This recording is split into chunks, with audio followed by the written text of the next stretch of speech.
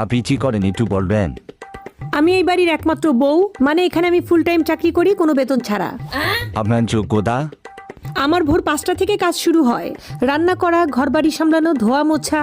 তারপরে রাত 11টার পরে সবার যখন খাওয়া দাওয়া শেষ হয় তখন আমার কাজ শেষ হয়। তো এতদিনের কাজের অভিজ্ঞতা বলুন।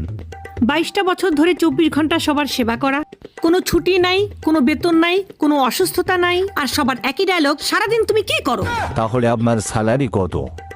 সারাদিন শাশুড়ি ভুল ধরতেই থাকে, ননদের অভিমান লেগেই থাকে, আর স্বামী আমার উপর বিরক্ত। এটাই আমার স্যালারি। এতদিন আপনার প্রমোশন কি হয়েছে? আগে বউ ছিলাম, এখন মা হয়েছি, কয়দিন পর শাশুড়ি হব। পদের নাম চেঞ্জ হয়ে যাবে কিন্তু দায়িত্ব চেঞ্জ হবে না। আমরা বাড়ির বউ, বুঝছেন? আমরা সংসারে স্থায়ী হয়েও আমাদেরকে ধরা হয় অস্থায়ী। আচ্ছা, এসব সিরিয়াস আলাপ বাদ, এখন বলুন আপনার শখ কি? সব ঘোরাঘুরি করা। ও আচ্ছা, তাহলে এ পর্যন্ত কোথায় কোথায় ঘোরাঘুরি করেছেন? এই